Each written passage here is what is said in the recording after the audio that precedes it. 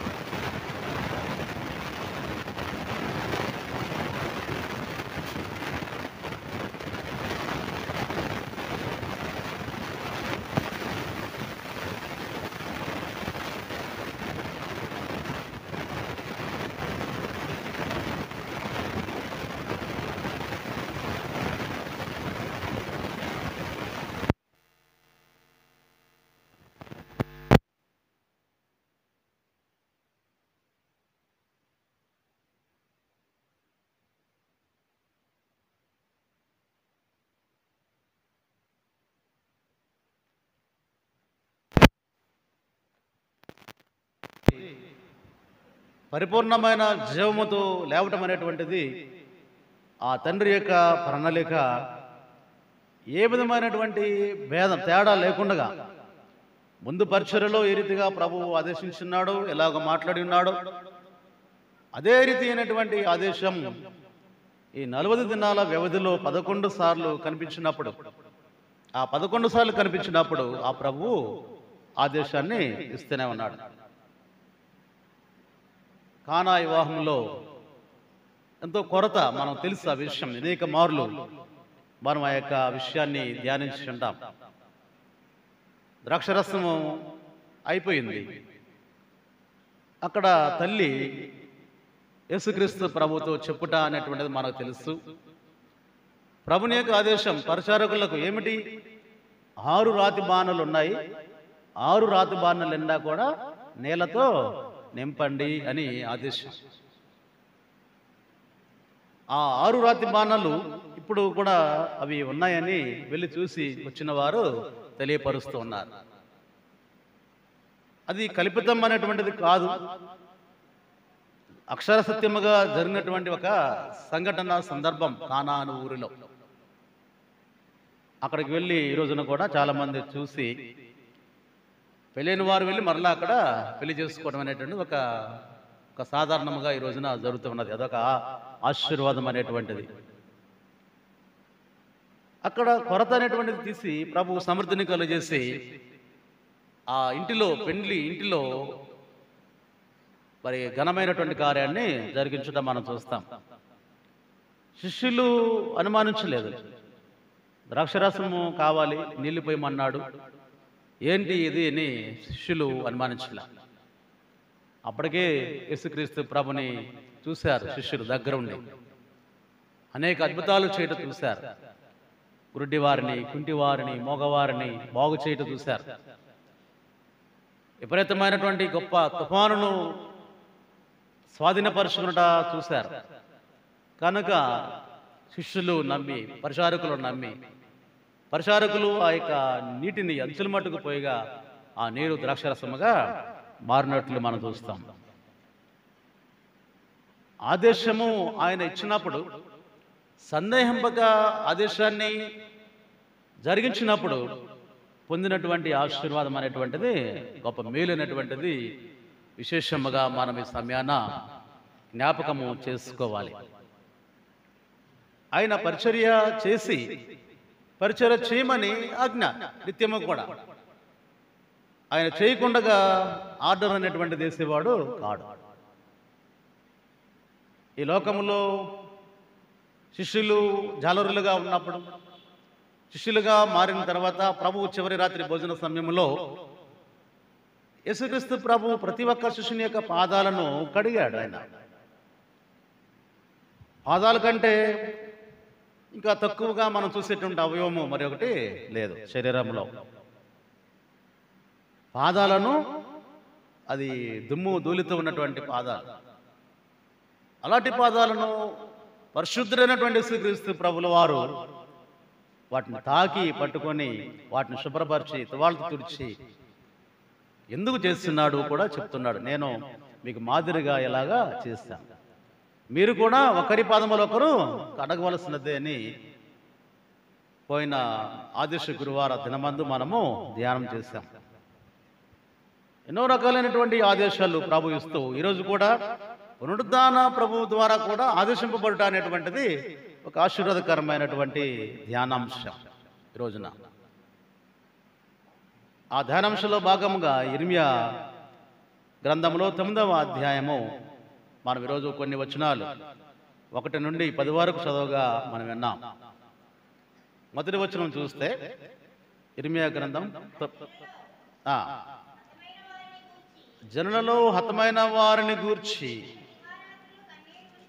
నేను దివారాత్రము కన్నీరు విడిచినట్లు నా తల జలమయముగాను నా కన్ను కన్నీళ్ళ ఓటగాను ఉండునుగాక. ఈ మాట ఇర్మియా గ్రంథములోనే చాలా ప్రాముఖ్యమైనటువంటి మాట. ఇర్మియా భక్తుని యొక్క ఆయన యొక్క ఆసక్తి ప్రజలను గూర్చి హతమైన వారిని గూర్చి నేను దివారాత్రము కన్నీరు విడిచినట్లు నా తల జలమయముగాను నా కన్ను కన్నీళ్ళ ఓటగాను ఉండనుగాక. అంటే ఆయన వేదన పడుతూ ఉన్నాడు జనుల క్షమము కొరకు, జనుల నిమిత్తమై జనుల పాపములను తలంచుకొని విలపిస్తూ ఉన్నాడు. ఎలా ఉండాలని కోరుకుంటున్నాడు? తన కన్నుల నుండి కన్నీళ్లు నిత్యము కూడా కన్నీళ్ళ ఓటగాను ఉండును గాక అంటున్నాడు. అంటే ప్రజలందరి కొరకు ఏడుస్తూ ఉంటాడు, వారిని బట్టి ప్రార్థన చేస్తూ ఉన్నాడు, వారిని బట్టి విలపిస్తూ ఉన్నాడు, అంటే ఏడుస్తూ ఉన్నాడు. ప్రజలందరినీ బట్టి కూడా ప్రార్థిస్తూ ఏడుస్తూ కన్నీరు విడిచినట్లు నా తల జలమయముగాను నా కన్ను కన్నీళ్ళ ఓటగాను ఉండునుగాక. ఇందును బట్టి ఇర్మియా ప్రవక్తను విలపించు ప్రవక్త అని పేరుంది. ఏ ప్రవక్త కూడా ఇర్మియా ప్రవక్త వలె ప్రజల కొరకు ఏడ్చి దుఃఖించి ప్రార్థించినటువంటి ప్రవక్త మరొకరు లేరు. అలాంటి ఇర్మియా భక్తుడు ప్రజల కొరకు ప్రార్థన చేస్తున్నాడు. ఎవరో ఎలాంటి వారు ఆ వాక్యం మనం చదువుగా విన్నప్పుడు ఎలా ఉన్నారు ఆ యొక్క ప్రజలు అని మనం గమనించినప్పుడు ఎలాగున్నారు అంటే అలాగున్నారు. అక్కడ 3 చివరలు ఇస్తే నన్ను ఎరుగక కీడు వెంట కీడు చేయొచ్చు ప్రవర్తించుచున్నారు, ఇదే యెహోవా వాక్కు. ఎరుగక అంటే ప్రజలు ఆనాడు నివసించినటువంటి వారు చెరలో ఉండినను కూడా ఒకవైపు దేవుని యొక్క భక్తి లేదు, దేవుడు అంటే భయభక్తులు లేవు. అలాగే ఇరుగు పొరుగు అంటే భయభక్తులు లేవు. ఇరుగు పొరుగు వారి మీద అసూయ, క్రోధము, ద్వేషం. అటు దేవుని వైపు లేరు, ఇటు మనుషుల వైపు కూడా లేకుండా ఎవరి ఇష్టానుసారముగా వారు జీవిస్తూ ఉన్నారు. అక్కడ 8వ వచనం చూస్తే వారి నాలుక ఘాతుక బాణము, అది కాపట్యము పలుకుచున్నది. ఒకడు మనసులో వంచనాభిప్రాయం ఉంచుకొని నోట పరివానితో సమాధానముగా మాట్లాడును.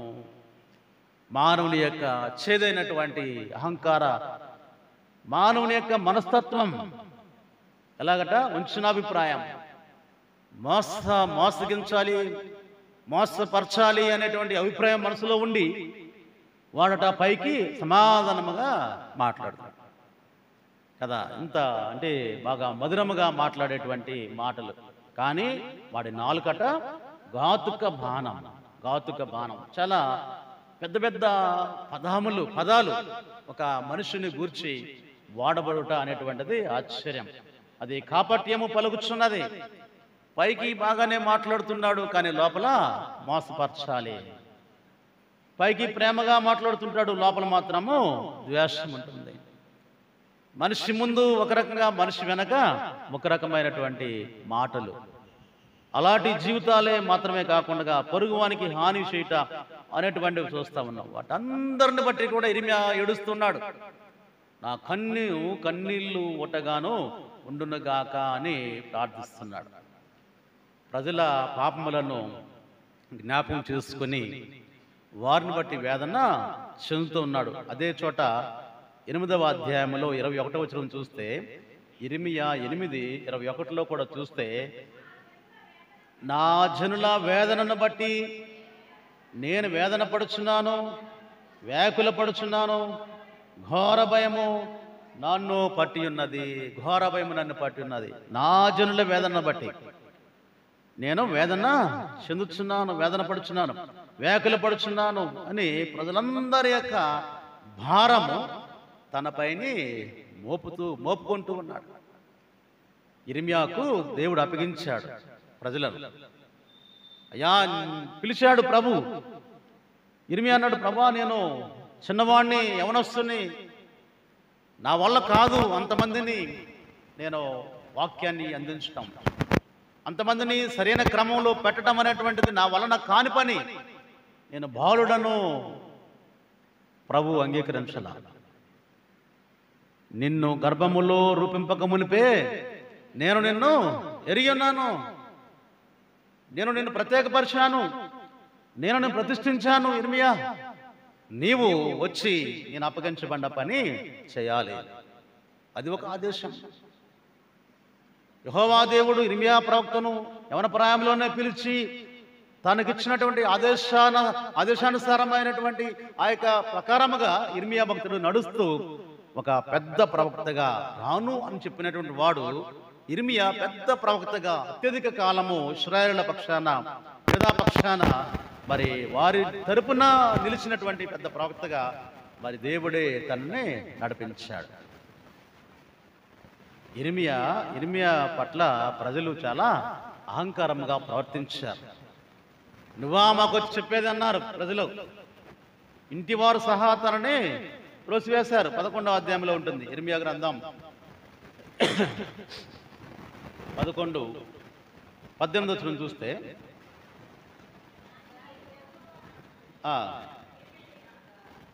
చదవమ్మా. ఇర్మీయా 11:18 చదవండి.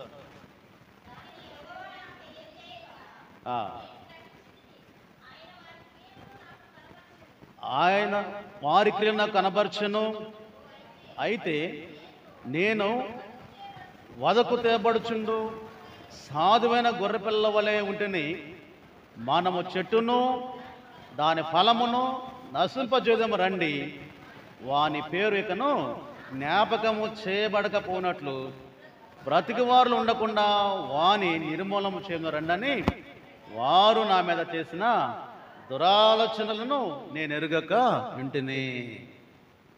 వచ్చి చెప్తూ ఉన్నప్పుడు, ప్రజలకు దేవుని మాటలు తెలియపరుస్తూ ఉన్నప్పుడు అక్కడ ప్రజలు భావిస్తున్నటువంటి ఆ యొక్క మాటలు ఇక్కడ ఇర్మీయా భక్తుడు తెలియపరుస్తున్నాడు.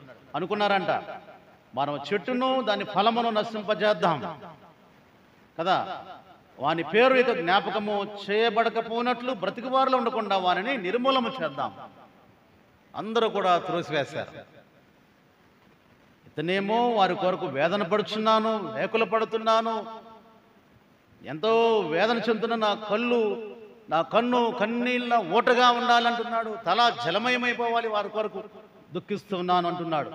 కానీ వారేమో ఇలాగ చేస్తున్నారు, ఇర్మీయాను చంపాలి. ఇర్మీయా మాట ఇక్కడ ఉండకూడదు, బ్రతికి వారిలో ఇర్మీయా ప్రవక్తను వాడు ఉండకూడదు, మనము వాని నిర్మూలము చేద్దాం అని రండి అని వారు పిలుపు అనేటువంటిది మనం చూస్తూ ఉన్నాం.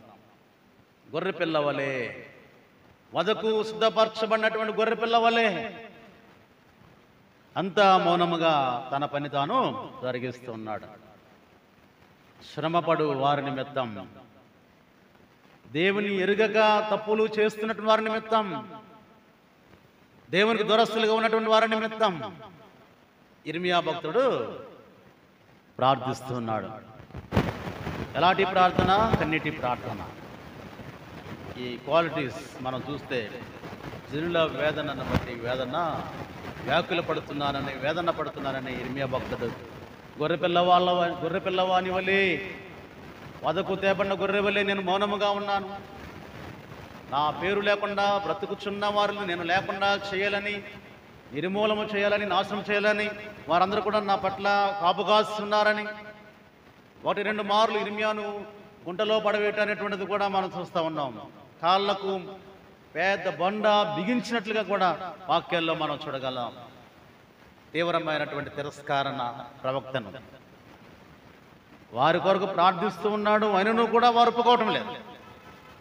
సేమ్ యేసుక్రీస్తు ప్రభుల వారు కూడా ప్రజల కొరకు ప్రార్థించి, యెరూషలేము నిమిత్తమై విలపించి, ఎంతోమందిని బాగు చేసి, దేవుని రాజ్య విస్తరణ కొరకై ఆయన బోధలు వినిపిస్తూ ఉండగా కూడా ప్రజలు అందరూ కూడా తిరస్కరించారు. ఇర్మీయాను వారు తిరస్కరించి, కానీ తిరస్కరించినా కానీ వారి కొరకు ఏడుస్తున్నాడు, విలిపిస్తున్నాడు. యేసుక్రీస్తు ప్రభుల వారిని కూడా తిరస్కరించారు. వదకు తేబడిన గొర్రెవలే మౌనుగా ఉన్నాడు. అందరూ కూడా తిరస్కరించినా కానీ, తండ్రి వీరేమి చేస్తున్నారో వీరికి తెలియదు కనుక వీరిని క్షమించు అని ప్రార్థన చేసినటువంటి మహా గొప్ప ప్రార్థన. జనుల పాపముల తలంచుకొని విలపిస్తున్నటువంటి యేసుక్రీస్తు ప్రభు, యెరూషలేము తట్టు చూసి విలపించినటువంటి యేసుక్రీస్తు ప్రభు ఈ సమయంలో మనం జ్ఞాపం చేసుకోవాలి. ఒకటే ఆదేశం. తండ్రి కుమారునికి ఆదేశించాడు, సర్వలోక కళ్యాణము కొరకు, సర్వలోక రక్షణార్థమై నువ్వు ఆ యొక్క బలిర్పణ కాబడవలసినదే అని తండ్రి యొక్క ఆజ్ఞ, ఆదేశం. ఇర్మియాకు యెహోవా దేవుని యొక్క ఆదేశం. నీవు వెళ్ళాలి, ప్రకటన చేయాలి, వారిని క్రమముగా దేవుని మార్గంలోనికి నడిపించాలి. అందుకే ఎదురైనటువంటి ప్రతికూల పరిస్థితిని కూడా నువ్వు జయించాలి. అలాగే యేసుక్రీస్తు ప్రభువు కూడా చేయటానికి ఆయన కూడా ఉద్దేశించి ఈరోజు పునరుద్ధరణైన తర్వాత కూడా ఆదేశిస్తూ ఉన్నాడు. అంటే నీ కొరకు, నా కొరకు, దేవునికి మనకు ఆయన మధ్యవర్తిగా ఉన్నాడు యేసుక్రీస్తు ప్రభువు. దేవునికి యుధ జనాంగానికి ఇర్మియా భక్తుడు మధ్యవర్తిగా ఎలా ఉన్నాడో, ఈ రోజున మనకు దేవునికి కూడా మధ్యవర్తిగా పునరుద్ధరణ యేసుక్రీస్తు ప్రభుల వారు ఉన్నారు. నీ క్షేమార్థమైన జీవితాల కొరకు ఆ ప్రభువారు నీ దుర్గతిని బట్టి, నా దుర్గతిని బట్టి, మనం ప్రవర్తిస్తున్నట్టు ప్రవర్తనను బట్టి, నీ నాలుక ఏ రీతిగా మాట్లాడుతున్నదో దాన్ని బట్టి, పొరుగువానికి నువ్వు చేస్తున్నటువంటి ఎలాగా నువ్వు పొరుగువాన్ని నువ్వు చూస్తూ ఉన్నావో అవన్నీ కూడా ఇర్మియా భక్తుడు 9వ అధ్యాయంలో రాస్తాడు. చాలా కఠినమైనటువంటి వంచిన అభిప్రాయంతో మోసగిరి చేయాలని అభిప్రాయంతో, లోపల ద్వేషము పైన ప్రేమ, అలాంటి పరిస్థితుల్లో ఉండినప్పుడు కూడా ప్రభుల వారు నీ కొరకు, నా కొరకు పిలిపిస్తున్నాడు. ప్రభుల వారు జరిగించారు. ఆయన కార్చిన రక్తం మూలాన సమస్త మానవాళికి రక్షణను ఆ ప్రభువారు ప్రసాదించారు. ఈరోజు నీవు తిన్నగా నీ పాపమును దేవుని వద్ద తెలియపరిచి పాపక్షమాపణ పొందగలిగేటువంటి గొప్ప కృప ఆయన బలి అర్పణ ద్వారానే ఈరోజు మనకు లభించింది.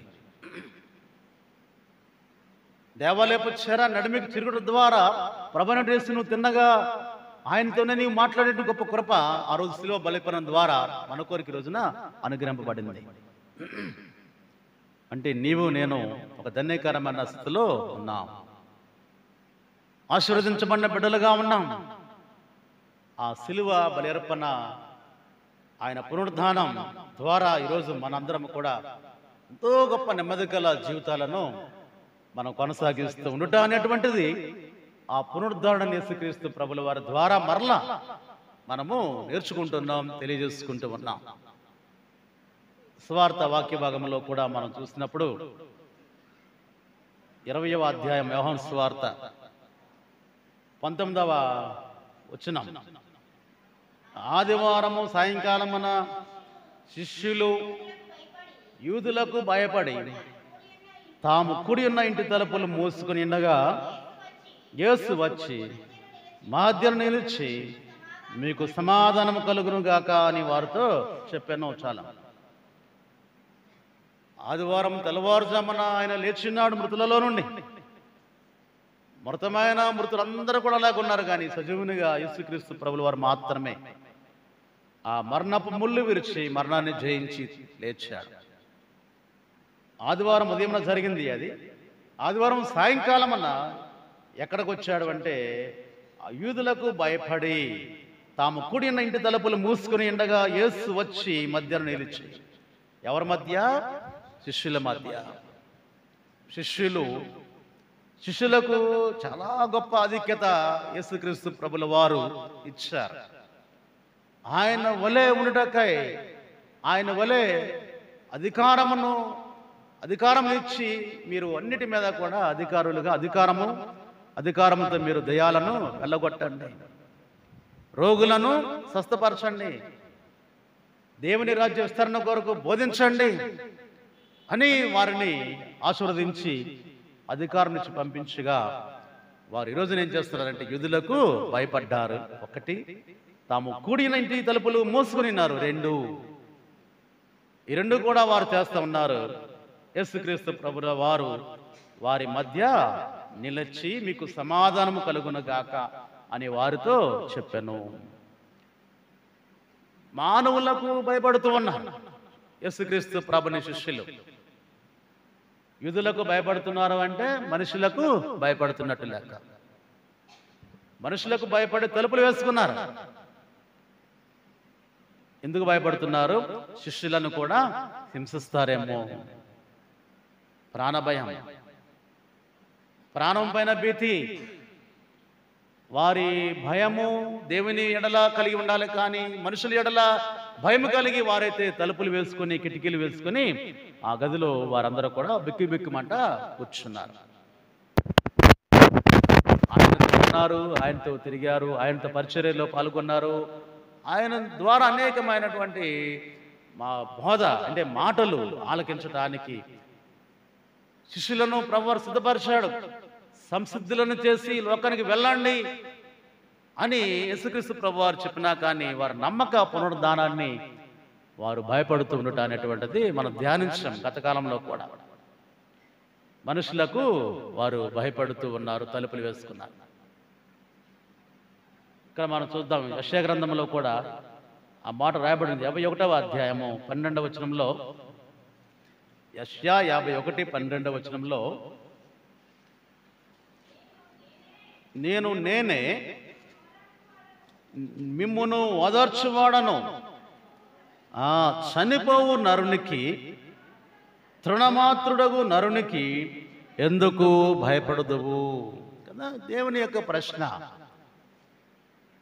ఈ ఎలాగంటున్నాడు, నేనే మిమ్మును ఓదార్చువాడను, చనిపోవు నరునికి, తృణమాత్రుడగు నరునికి ఎందుకు భయపడదువు. భయపడుచున్నారు. ఒకసారి జ్ఞాపకం చేశా, తోమ అంటాడు యేసుక్రీస్తు ప్రభుతో మనం కూడా చచ్చిపోదాం పదండి అంటాడు శిష్యులతో. ఆయన కొరకు చావటానికైనా సరే సిద్ధపడినటువంటి శిష్యులు వాళ్ళందరూ కూడా. అందుకే వాళ్ళు జీవనోపాధికి ఉపయోగపడేటువంటి పడవని, దోణిని, ఆ చేపల వలని, చేపల బుట్టలను, తట్టలను అన్నింటి కూడా పక్కన పడేశారు. ఆ ప్రభుతో నడిచారు. ప్రభు ముందు నడిస్తే వెనక నడిచారు. వారికి ఏ లోటు లేదు, ప్రభు పోషించాడు. ఈ రోజున వారి భయం ఏంటంటే, ఒకవైపు బయటకు వస్తే గుర్తుపడితే యూదులు చంపేస్తారు, మరలా సిలువ అంటారు. అట జీవనమా లేదు, అన్ని పారేశాం, ఇప్పుడు ఎవరిని వెంబడించాలి? ప్రభు ఎన్నో రీతులుగా వారిని బలపరిచాడు. ఆయన స్థానంలో ఎలాగా ఉండాలి, ఏమి చేస్తే మీరు ఆదరణ పొందుతారనేటువంటిది తెలియపరచబడినారు. వాళ్ళు అంతకుముందు విన్నారు కానీ విడిచిపెట్టి ఇప్పుడు ఈ రోజున భయపడుతూ ఉన్నారు. అందుకే అన్నాడు ప్రభు, నరమాతృనికి నీవెందుకు భయపడుచున్నావు? నేనే మిమ్మను ఓదార్చువాడను అని కూడా ప్రభువారు సెలవిస్తున్నప్పుడు దాన్ని నమ్మని వారుగా ఇంకా భయపడుతూ ఉన్నారు. భయపడితే ఏమొస్తుందంటే చూస్తాం. సామెతలు గ్రంథము 29వ అధ్యాయము 25వ వచనం చూస్తే, సామెతలు గ్రంథము 29వ అధ్యాయము 25వ వచనంలో రాయబడిన మాట మనం చూస్తాం. సామెతలు 29:25 చదువు. భయపడుట వలన మనుషులకు ఉరి వచ్చును, యెహోవా యందు నమ్మిక ఉంచువాడు సురక్షితముగా ఉండును. యెహోవా యందు నమ్మిక ఉంచువాడు సురక్షితం. ఇక్కడ ఏంటి ప్రభు అలాగా దేవుని మాటలు మనకు వెలిగిస్తున్నప్పుడు, వినిపిస్తూ ఉన్నప్పుడు భయపడుట వలన ఉరి వస్తుందట. కానీ ప్రభు అయిన యెహోవా యందు నమ్మిక ఉంచితే ఎవరైతే నమ్మిక ఉంచారో వారు సురక్షితంగా ఉంటారు అని దేవుని యొక్క మాట. పాపం యూదుల కొరకు వీధులకు భయపడి వారి ప్రాణభీతితో ప్రభు అయినటువంటి యేసులకు ఇవ్వాల్సిన ప్రాధాన్యత కంటే వారి ప్రాణమును వారు కాపాడుకో చూసి వాళ్ళు దాక్కున్నటువంటి పరిస్థితిలో ఆ ప్రభు వారు వారి యొద్దకు వెళ్ళి వారి మధ్యన నిలిచి మీకు సమాధానము కలుగునగాక అని 2 మార్లు ఆ యొక్క 5-6 వచనాల్లో మాట్లాడినట్లుగా మనం చూస్తాం. సమాధానము కలుగునగాక. ఎవరయ్యా వాళ్ళంటే భయపడుతున్నటువంటి వారు, ఆందోళన చెందుతున్నటువంటి వారు, వారి జీవితము, వారి యొక్క భవిష్యత్తు గురించి తీవ్రమైనటువంటి ఆందోళనతో ఉన్నటువంటి వారి దగ్గరికి ప్రభు వెళ్ళాడు. చెప్పాను, ఆయన 11 సార్లు దర్శనాలలో, ఆ 11 దర్శనాలలో కూడా 11 రకాలైనటువంటి సందేశాలు ప్రభు ఇచ్చి నమ్మని వారినే ఆ ప్రభు వారు ఎంపిక చేసుకుని వారిని బలపరిచాడు. 6 శిష్యులను దర్శించి వారికే కావలసినటువంటి సమాధానాన్ని ఇచ్చాడు. వారు దాక్కుని ఉండగా ఈరోజు కూడా మనం చూస్తూ ఉన్నాం, సమాధానం కొరకే చూస్తూ ఉన్నాం. శత్రు దేశం పాకిస్తాన్ భారతదేశం యుద్ధం జరుగుతూ ఉన్నాయి. నిన్నటితో తాత్కాలికంగా విరమించినటువంటి పరిస్థితులు మనం చూస్తూ ఉన్నాం. యుద్ధాలు భయంకరమైన స్థితిలో జరుగుతుంటే మనం చూస్తాం. ఎంతోమంది చనిపోతా ఉన్నారు. అటువైపు పాకిస్తాన్ వాళ్ళు కానీ, ఇటు భారతదేశంలో కానీ చనిపోతా ఉన్నారు. సైనికులు చనిపోతున్నారు, సామాన్య మానవులు చనిపోతా ఉన్నారు. ఆ యుద్ధము ఇక తీవ్రత ప్రపంచ దేశాలు గుర్తించి పెద్ద పెద్ద రాజ్యాలు ఇరువురితో మాట్లాడి కొంత సమాధానపరచడానికి ప్రయత్నాలు చేస్తూ ఉన్నారు. భారతదేశంతో మాట్లాడి, పాకిస్తాన్తో మాట్లాడి సమాధాన పడమని, యుద్ధాలు విరమించాలని కోరుతా ఉన్నారు. సమాధానము అవసరం. ఆ బార్డర్లో, సరిహద్దులో ఉన్నటువంటి వేల గ్రామాలు 3 దినాల నుండి వాళ్ళు భయంతో ఉంటా ఉన్న పరిస్థితి. చాలామంది ఖాళీ చేసి వెళ్ళిపోతా ఉన్నారు. ఖాళీ చేయని వాళ్ళు ఇంట్లోనే ఉంటూ బిక్కిమంట బ్రతుకుతా ఉన్నారు. ఎందుకంటే ఎప్పుడొచ్చి ఏ బాంబు పడుతుందో ఇంటి మీద, లేదా గ్రామంలో ఏం బాంబు పెడుతుందో, ఏ క్షిపణి పడితే ఎలా ఉంటుందో అనేటువంటి ప్రాణాలు గుప్పెట్లు పట్టుకొని సమాధాన పడాలి అనేటువంటి ప్రార్థనలు వారు చేస్తూ ఉన్నారు. ఇరు రాజ్యాలు సమాధాన పడాలి. ఇరు రాజ్యాలు సమాధాన పడటం వలన ప్రజలందరూ కూడా ఊపిరి పీల్చుకుంటారు. సమాధానం అనేటువంటిది ఆవశ్యకత. పునరుద్ధరణ యేసుక్రీస్తు ప్రభు వారు గమనించారు. అసమాధానముగా అలజడిగా ఉన్నటువంటి వారి జీవితాలను సమాధానపరచుటే కాకుండా వారి పైకి పరిశుద్ధాత్మను ఉంచి, తండ్రి నన్ను పంపిన ప్రకారం నేను మిమ్మల్ని పంపించుచున్నాను 21వ వచనంలో అక్కడ చెప్తూ ఉన్నాడు. అందుకు యేసు, మరలా మీకు సమాధానము కలుగును గాక, తండ్రి నన్ను పంపిన ప్రకారము నేను మిమ్మల్ని పంపుచున్నానని వారితో చెప్పాను. మరలా వారికి ఉద్దేశాన్ని కలగజేస్తూ ఉన్నాడు. ఆత్మీయంగా మరలా బలపరుస్తూ ఉన్నాడు.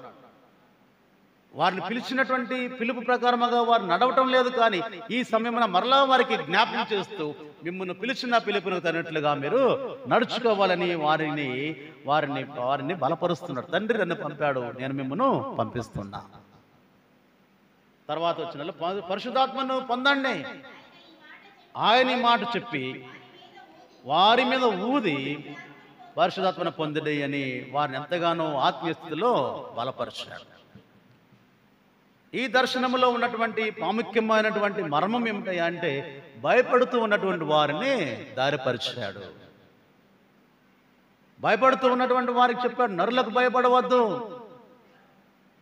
కదా, నరులకు భయపడవద్దు, భయపడితే ఉరి వస్తుంది, యెహోవా యందు మాత్రమే నమ్మకం ఉంచు, నీవు సురక్షితంగా ఉంటావు అని వారిని ప్రభు దారిపరుస్తున్నాడు. భయపడవద్దు, వారికి భయపడవద్దు అని ప్రభువారు అనేక మార్లు మాట ఇస్తూ ఉన్నాడు. సంఖ్యాకాండంలో 14వ అధ్యాయంలో 9వ వచనం చదివితే, సంఖ్యాకాండము 14వ అధ్యాయం 9వ వచనం, సంఖ్య 14, ఆ దేశ ప్రజలకు భయపడకుడి, వారు మనకు ఆహారమగుదురు, వారి నీడ వారి మీద నుండి తొలగిపోయాను, యెహోవా మనకు తోడైనాడు, వారికి భయపడకూడనిరి. చాలా దేవుని మాట ఇక్కడ చూస్తున్నప్పుడు, భయపడవద్దు, ఆ దేశ ప్రజలకు భయపడకుడి, వారు మనకు ఆహారమగుదురు, వారి నీడ వారి మీద నుండి తొలగిపోయాను, యెహోవా మనకు తోడై ఉన్నాడు, వారికి భయపడకుడి. మోషే అహరోను కాలం, పాలుతెన్ను ప్రపంచ దేశానికి వెళ్ళాలి. 12 మందిని పంపిస్తాడు. అందులో యెహోషువ, కాలేబు కూడా ఇద్దరు. 12 గోత్రాల నుండి గోత్రానికి ఒక ప్రముఖుణ్ణి, ఒక ముఖ్యుణ్ణి ఏరుకొని ఎంపిక చేసుకుని 12 మందిని పంపించినప్పుడు 10 మంది 40 రోజులు తిరిగి వస్తారు. 12 మంది కూడా ఆ దేశమంతా కూడా సంచారం చేస్తారు. 40 దినాలు సంచారం. ఎందుకు అంటే అక్కడ దేశ పరిస్థితులు, ఆ ప్రజలు ఎలాంటి వారు, బలవంతులా బలహీనులా, పంటలు పండుతున్నాయా, పంటలు పండటం లేదా, నీళ్లు దొరుకుతున్నాయా, నీళ్లు దొరకటం లేదా, నేల లాంటిది, సమృద్ధి కలదా, శక్తి కలదా, బలమైనదా అనేటువంటి విషయాలన్నీ కూడా వాతావరణం ఎలాగ ఉంటుంది, అన్ని విషయాలు కూడా మీరు చూసి వచ్చి నాకు చెప్పండి అంటే 10 మంది ఒక రకమైన నివేదిక ఇస్తారు. అమ్మో మనం వెళ్ళలేము అక్కడికి, బలవంతులు మనకంటే, వాళ్ళు పంటలు లేవు, నీళ్ళు లేవు, మనల్ని ఎలాగైనా చంపేస్తారు మనకంటే బలవంతులు కాబట్టి అని 10 మంది ఒక రిపోర్ట్ ఇస్తారు. యెహోషువ, కాలేబు మాత్రం ఒక రిపోర్ట్ ఇస్తారు. అదేమి కాదు, అక్కడ అందరూ కూడా మనకంటే బలహీనులే, సస్యశ్యామలముగా పంటలు పండుతున్నాయి, నీళ్లు సమృద్ధిగా ఉన్నది, అది ఆ దేశం ఎలాగంటే పావులు తేనెలు విస్తారముగా ప్రవహించు దేశమైనది, కాబట్టి మనం వెళ్ళటానికి ఏ విధమైనటువంటి అభ్యంతరం కానీ ఆటంకం కానీ ఏమాత్రం కూడా లేదు, మనం వెళ్ళవచ్చు అని ఇద్దరు మాత్రమే రిపోర్ట్ ఇచ్చారు. 10 మంది వేరే రిపోర్ట్ ఇచ్చారు. ఎప్పుడైనా సరే ఎక్కువ మంది ఏది చెప్తే అదే వింటారు ఎవరైనా కానీ. ఆ 10 మంది వీళ్ళిద్దరి మీద కోపగించుకొని వీళ్ళని చంపాలని కూడా చూస్తారు. మాకు వ్యతిరేకమైనటువంటి రిపోర్ట్ ఇచ్చారు కాబట్టి వాళ్ళని చంపాలని కూడా చూస్తూ ఉంటారు. ఆ 10 మంది ఒక రకమైన రిపోర్టు, ఇద్దరు మాత్రం ఒక రకమైన రిపోర్ట్. దేవుడు బలపరిచినటువంటి మాటలు మనం చూస్తుంటే, దేవుడు మాట్లాడుతున్న మాటలు వారు విని తెలియజేస్తున్న మాట ఏమిటంటే, ఆ దేశ ప్రజలకు భయపడకుడి, ఆ దేశ ప్రజలకు మీరు భయపడకుడి, వారు మనకు ఆహారమగుదురు, యెహోవా మనకు తోడై ఉన్నాడు, వారికి భయపడవద్దు అనేది ఎక్కడ ఉంటుంది, ద్వితీయోపదేశ కాండంలో కూడా ఉంటుంది. వారికి భయపడవద్దు, ఎందుకంటే ఇప్పటి వరకు సగానికి సగం పైన ప్రయాణము వాళ్ళు చేసినటువంటి సందర్భంలో జరిగినటువంటి యొక్క సందర్భం 40 సంవత్సరాల ప్రయాణం మోషే నాయకత్వంలో. సగంలో ఇలాగ పంపించినప్పుడు, సగం పైబడి వెళ్ళినప్పుడు అప్పటికే ఎన్నో ఆశ్చర్యమైన కార్యాలు వీరు చూశారు. కానీ 10 మంది అమ్మో వెళ్ళలేము, వాళ్ళు మనల్ని చంపుతారనగానే 10 మంది మాటలు విని ప్రజలందరూ కూడా మోషే పైన, అహరోను పైన తిరుగుబాటు చేసి అనుకుంటారు, మేము ఐగుప్తులను ఉంటే బాగుండేది కదా. కానీ ప్రభుని మాట ఏంటంటే, ఆ దేశ ప్రజలకు భయపడకుడి, వారు మనకు ఆహారం అవుతారు, వారి నీడ వారిద్దరి నుండి తొలగిపోయింది, వారు లేరిక, భయమే లేదు, అది పాలు తెల్లు ప్రవహించు దేశమై ఉన్నది. నరులకు భయపడని ఒక ధైర్యం గల జీవితాన్ని ప్రభు నీ నుండి నా నుండి కూడా కోరుతా ఉన్నాడు. ఇశ్రాయేల్ ప్రజలు కల్లారా చూశారు, అనేక మార్లు మనము ధ్యానించాం. ఈరోజు భయపడకుడి అని ప్రభువారు ఇశ్రాయేల్ ప్రజలతో తెలియపరుస్తూ ఉన్నాడు. పునరుద్ధరణ అయిన తర్వాత శిష్యులతో కూడా యేసుక్రీస్తు ప్రభువారు తెలియపరుస్తున్నాడు. ఈరోజు దేవుని వాక్యం నుండి దేవుడు నీతో నాతో కూడా మాట్లాడుతున్నాడు, భయపడకుడి, నిబ్బరము కలిగి ధైర్యంగా ఉండు అన్నాడు యెహోషువతో. భయపడుతున్నాడు. మోషే పరిచారకుడిగా 40 ఏండ్లు ఉన్నాడు యెహోషువ. మోషే పైన ఇశ్రాయేల్ ప్రజలు సన్నుకోవటం వింటున్నాడు యెహోషువ. మోషే పైన కోపగించుకోవటం చూస్తా ఉన్నాడు యెహోషువ. మోషే చనిపోయాడు, యెహోషువకు బాధ్యతలు వచ్చాయి.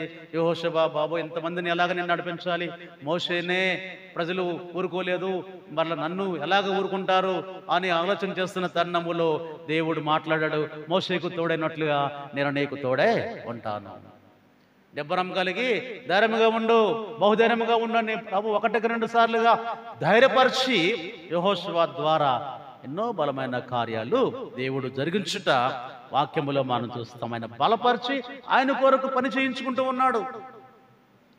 యేసుక్రీస్తు ప్రభు కూడా పునరుద్ధానుడై నిన్ను ధైర్యపరుస్తున్నాడు, ఆయనకు సాక్షిగా ఉండాలని. నువ్వు ఎవరి పాపములు క్షమించబడునని ప్రార్థిస్తే వారి పాపములు క్షమించబడతాయి, మీరు వెళ్ళండి బయటకని ఆదేశం యేసుక్రీస్తు ప్రభు శిష్యులకి. అలాగే నిన్ను నన్ను కూడా దేవుడు ప్రేమించి పునరుద్ధరణ యేసు నీతో నాతో మాట్లాడుతూ ఉన్నాడు, ధైర్యముగా ఉండమని, దేవుని కార్యములు జరిగించమని, దేవుని కొరకు జీవించమని. విలాపరమైనటువంటి ఎదురయ్యేటువంటి ప్రతి ఆ యొక్క ప్రతికూలమైనటువంటి పరిస్థితులు, మనం అనుకోని పరిస్థితులు ఎదుర్కొంటూ ఉన్నప్పుడు కూడా దేవుని వాక్యం ద్వారా మనము ధైర్యము అనేటువంటిది పొందాలి, నిబ్బరం గల హృదయాన్ని మనము పొందాలి. అది ఒక ఉపాయము, ఒక సూచన, ఒక మార్గం. పునరుద్ధరణ యేసయ్య మన కొరకు తెలియపరుస్తున్నాడు. 6 శిష్యులతో మాట్లాడాడు, ఈరోజు నీతో నాతో మాట్లాడుతున్నాడు. మనము ధైర్యముగా ఉండి దేవుని బిడ్డలుగా ముందుకు కొనసాగటానికి ఆత్మదేవుడు మనందరికీ సహాయము అనుగ్రహించునుగాక. ఆమేన్. ప్రార్థన. ప్రేమగల మా ప్రభువా, మీ కృపను బట్టి మా ప్రభా మాకై ఇస్తున్నటువంటి ధైర్యమును బట్టి, ఆదరణను బట్టి స్తోత్రాలు. తృణప్రాయులైన నరులకు భయపడవద్దని ఆనాడు ఇశ్రాయేలు ప్రజలతో మాట్లాడిన దేవా, నేను నిన్ను ఓదార్చుకోవడాన్ని పలికిన దేవ, సమయమన్నా మాకే కావలసినటువంటి ప్రతి ఆత్మీయ అవసరత మీరు తీర్చి, పునరుద్ధారణ దర్శనాలలో ఉన్నటువంటి ప్రతి సందేశాన్ని మేము పొంది ఆ సందేశానుసారముగా జీవించే భాగ్యం మా అందరికీ దయచేయమని యేసయ్య పేరట ప్రార్థిస్తున్నాము తండ్రి. ఆమేన్. అలా